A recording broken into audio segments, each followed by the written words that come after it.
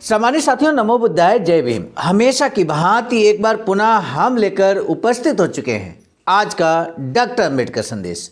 आज के डॉक्टर अंबेडकर संदेश में हम बताएंगे कि बाबा साहब ने एक चुनावी भाषण में 20 अप्रैल 1938 को ये बात कही समाज से कि आप अपना पवित्र मत ना बेचें। सामान्य साथियों, वर्तमान परिदृश्य में भी बाबा साहब का ये भाषण पूरी तरह से प्रासंगिक है। आप तो बुद्धिजीवी हैं, हम साथी जो बुद्धिजीवी हैं उनका ये दायित्व बनता है कि बाबा साहब के ऐसे स्पीचेज को जन जन तक पहुंचाने का कार्य करें, क्योंकि समाज के लोग, समाज के व्यक्ति कई बार हमारी बात नहीं मानते, लेकिन जब उन्हें ये पता चलता है कि ये बात बाबा साहब ने कही है तो निश्चित रूप से इस बात का उन पर गहरा असर पड़ता है। इसलिए मेरा आपसे निवेदन है कि वीडियो को अंत तक वॉच कीजिए। अगर आप बुद्धिजीवी हैं तो आप बिना कहे ही वीडियो को अंत तक वॉच करेंगे, और बहुत सारे साथी नियमित वॉच करते हैं अंबेडकर संदेश को और स्वयं भी लाभान्वित होते हैं और समाज को भी लाभान्वित करने का कार्य कर रहे हैं। यूं ही हजारों की संख्या में व्यूज नहीं हो जाते। मुझे मालूम है कि आप सभी के अथक प्रयासों की बदौलत ये डॉक्टर अंबेडकर संदेश नियमित जन जन तक पहुंच रहा है, और निश्चित रूप से ये हमारा आपका अपना दायित्व भी है, परम कर्तव्य भी है, पे बैक टू सोसाइटी का एक हिस्सा भी है कि हम बाबा साहब के स्पीचेज को, बाबा साहब के जीवन संघर्ष को जन जन तक पहुंचाने का कार्य करें। सामान्य साथियों, इससे पहले कि आज का डॉक्टर अंबेडकर संदेश हम शुरू करें, आपसे एक बार पुनः निवेदन है कि यदि आपने हमारे इस चैनल को सब्सक्राइब नहीं किया है तो प्लीज़ चैनल को सब्सक्राइब जरूर कर लीजिए। कई साथी मिलते हैं कि हम कैसे सब्सक्राइब करें, कैसे सब्सक्राइब करें यूट्यूब चैनल को, आवाज़ का ऑफिशियल को। ये उन्हें अज्ञानतावश नहीं मालूम है, रियलिटी है। अभी गाजीपुर में डॉक्टर अंबेडकर महासम्मेलन का आयोजन हुआ। कई साथियों ने अलग हटकर मुझसे पूछा कि हम चैनल को सब्सक्राइब करना नहीं जानते, और इसलिए आज हमने घर पहुंचने से पहले ही एक छोटा सा 1 मिनट का वीडियो बनाया है, जो आवाज़ का ऑफिशियल पर ही आप देख सकते हैं। How to subscribe YouTube channel, YouTube channel को हम कैसे सब्सक्राइब करें, ये वीडियो हमने बनाया, और वो वीडियो आपका मार्गदर्शन कर सकता है। आपसे भी निवेदन है, ये डॉक्टर अंबेडकर संदेश पूरा सुनने के बाद यदि आपको भी प्रॉब्लम है कि कैसे चैनल को सब्सक्राइब किया जाए, तो उस 1 मिनट के वीडियो को आप देखकर निश्चित रूप से चैनल को सब्सक्राइब करना सीख जाएंगे। सामान्य साथियों, अब बिना विलंब के हम शुरू करेंगे आज का डॉक्टर अंबेडकर संदेश, जो कि प्रसारित किया जा रहा है हमेशा की भांति Buddha Bodhisattva Ambedkar international centre BBAIC, Sarnath, Varanasi, राज्य उत्तर प्रदेश, देश भारत के सौजन्य से। विषय है अपने पवित्र मत बेचे नहीं, उसे सत्कार्य में लगाएं। ये बात बाबा साहब कहते हैं।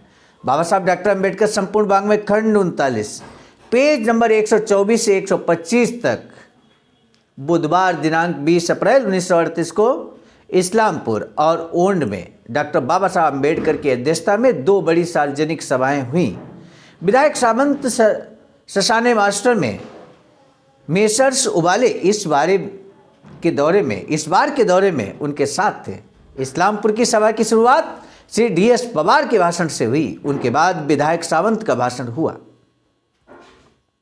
उन्होंने अपने भाषण में कांग्रेस और स्वतंत्र लेबर पार्टी के काम की तुलना बड़ी कुशलता के साथ की। उसके बाद कांग्रेस ने किस प्रकार ब्राह्मणेतर सत्यशोधक समाज नष्ट किया, ये बताकर इस मामले में सातारा के मराठा समाज को उनके कर्तव्य का एहसास कराया। साथ ही उन्होंने ये भी बताया कि इस बार जितना बोर्ड के चुनावों में अपनी पार्टी की ओर से इस्लामपुर तहसील के बालवा से श्री भाऊराव देवजी कामले और तासगांव से श्री खंडनाक, राजनाक, इनामदार और खानापुर से श्री धोंडी मालू सालवे चुनावों में उतर रहे हैं, उन्हें ही अपना वोट दें। उनके भाषण के बाद डॉक्टर बाबा साहब अम्बेडकर भाषण देने के लिए उठ खड़े हुए, तब चारों तरफ तालियों की गूंज उठी। आवाज़ यहाँ पर तालियों की गड़गड़ाहट के बीच बाबा साहब अपना स्पीच देने के लिए शुरू करते हैं, खड़े होते हैं और क्या कुछ कहते हैं, आइए देखते हैं। बाबा साहब अपने भाषण में कहते हैं कि अगले महीने की 24 तारीख, यानी कि अभी हम बात कर रहे हैं, ये 20 अप्रैल 1938 का भाषण है, तो अगले महीने की 24 तारीख यानी कि 24 मई 1938 को इस जिले में जिला लोकल बोर्ड के चुनाव होने हैं। मैं यही बताने खड़ा हुआ हूं कि इन चुनावों में पृथक मजदूर पार्टी की ओर से जो उम्मीदवार खड़े हैं उन्हीं को अपना मत देकर चुनाव जिताएं।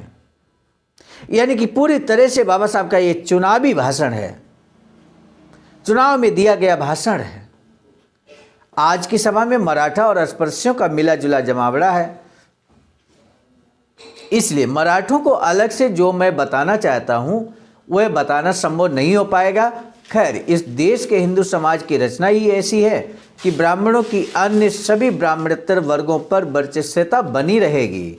यहाँ कोई धार्मिक विधियाँ ब्राह्मणों के बगैर नहीं की जा सकती हैं, अन्य व्यवहार में भी उनके अलावा संभव नहीं है। ये उस बात को बाबा साहब यहाँ कहते हैं कि चाहे बच्चे का नाम रखना हो, चाहे गृह प्रवेश करना हो, शादी विवाह बारात का मामला हो, जन्मदिन का मामला हो, बिना ब्राह्मण के कोई सत्कार नहीं हो सकता, ऐसा लोग मानते हैं।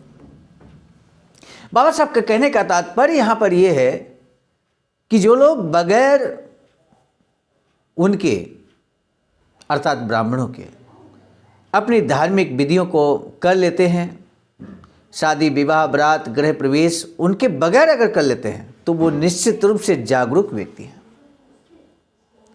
वो जागरूक व्यक्ति हैं, अन्य व्यवहार में भी उनके अलावा संभव नहीं, लेकिन जहाँ संभव है वो जागरूक व्यक्ति है, इसलिए उन्होंने संभव कर दिखाया है। निश्चित रूप से ऐसे साथियों को, ऐसे बुद्धिजीवी साथियों को जो सही दिशा देने का कार्य कर रहे हैं समाज को, तहे दिल से हम नमन करते हैं। हाई कोर्ट के ऊंचे पद से लेकर गांव के पटवारी तक ब्राह्मणों के अलावा कोई दिखाई नहीं देगा। 1919 से 1938 तक काउंसिल में केवल 4-5 ब्राह्मण ही दिखाई दिया करते थे, लेकिन अब इन ब्राह्मण काउंसिलर्स की गिनती 27 तक पहुंची है। मेरी जानकारी के अनुसार असेंबली में 11 में से 6 अधिकार वाली जगह ब्राह्मणों ने काबिज कर ली है। उसमें पादिल की हैसियत क्या है? 175 सदस्यों में से कोई भी उन्हें नहीं पूछता। सच पूछो तो इस देश की राजनीति बिना ब्राह्मणों के ही चलनी चाहिए, लेकिन आज राजनीति में भट्ट, सेठ, गुजर और साहूकार ही बड़े हैं, उसमें गरीब, किसान और श्रमजीवी वर्ग की कोई जगह नहीं है। बाबा साहब ने बहुत बड़ी बात यहाँ कही है कि इस देश में जो राजनीति है वो बिना ब्राह्मणों की चलनी चाहिए, लेकिन ऐसा नहीं है। यहाँ देखने में आ रहा है कि हर पद पर ब्राह्मण ही काबिज हैं, ऐसा बाबा साहब आंकड़े सहित बात कर रहे हैं। बाबा साहब कभी भी हवाई बात नहीं करते थे, सॉलिड आंकड़ों के साथ अपनी बात को रख रहे हैं। और इसलिए सम्मानित साथियों, बाबा साहब की स्पीच से बहुत कुछ सीखने का अवसर मिलता है। हम स्वयं भी कैडराइज होते हैं, ये हम महसूस कर रहे हैं, लेकिन मुझे पूरा भरोसा है कि आप भी कैडराइज हो रहे होंगे। और चूंकि हम आप मिलकर समाज को कैडराइज करने की जिम्मेदारी हम आप सभी की है, और इसलिए हम सभी को समाज को कैडराइज करना चाहिए। और उसके लिए बस इतना करना है कि डॉक्टर अंबेडकर संदेश ध्यान से सुने, लास्ट में पूछे गए प्रश्न का उत्तर दें और तत्पश्चात वीडियो को जन जन तक शेयर कर दें। ये हमारा अपना कर्तव्य है। आज के हालात पर ध्यान दें तो बाबा साहब कहते हैं, लगता है कि मिस्टर गांधी जी के बाद यहाँ की राजनीति में गड़बड़ पैदा होगी। आज हम राजनीति में जो कुछ कर रहे हैं, सोचिए क्या मिस्टर गांधी जी के बाद कोई इसे चलने देगा, महत्व देगा? इस बारे में अभी किसी ने सोचा ही नहीं। इसीलिए अपने हित के लिए और देश के हित के लिए, आज़ादी पाने के लिए पृथक आंदोलन कीजिए। ये मैं नहीं कहता कि मेरी पार्टी में ही आइए, लेकिन अपने अधिकारों की रक्षा की जा सके इसलिए आंदोलन कीजिए। अपने अधिकारों की रक्षा के लिए आंदोलन करने की बात बाबा साहब कहते हैं। इसलिए बाबा साहब के मूल मंत्र को हमेशा ध्यान रखना होगा, शिक्षित करो, संगठित करो और आंदोलित करो। ये मूल मंत्र हमें ध्यान रखना होगा। समय समय पर बाबा साहब कहते हैं अपने अधिकारों की रक्षा की जा सके इसलिए आंदोलन कीजिए। आप मराठा लोगों से एक बात कहनी है कि आपके हित के लिए हमारे बेचारे मास्टर ने किसान पार्टी की स्थापना की है। मराठा लोग जरूर उनकी मदद करें। साथ ही जहां आरक्षित जगह नहीं है वहां के अस्पृश्य लोग भी इस नई किसान पार्टी की ओर से खड़े उम्मीदवार की मदद करें। लोकल बोर्ड के इन चुनावों में कोई अगर झूठे वादे करे या लालच दे तो आप उसके झांसे में ना आए। अपने पवित्र मत बेचे नहीं, उनका सही उपयोग करें। ये बात बाबा साहब ने 20 अप्रैल 1938 को कही। मेरे साथियों, आप समाज में जाते हैं, मीटिंग करते हैं, लोगों से बातचीत करते हैं, लोगों को बोलते हैं कि वोट बेचना अच्छी बात नहीं है, हमें अपना वोट नहीं बेचना चाहिए।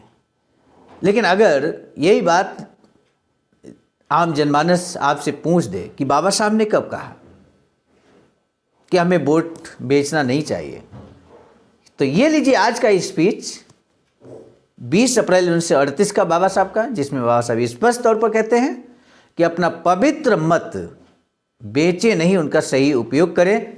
ये बात बाबा साहब कहते हैं। डॉक्टर बाबा साहब के भाषण के बाद श्री विचारे का भाषण हुआ, उसके बाद फूल मालाएं अर्पण विधि संपन्न हुआ। उसके बाद डीएस पवार ने मेहमानों को बढ़िया भोज कराया। आज के डॉक्टर अम्बेडकर संदेश का जो महत्वपूर्ण प्रश्न है,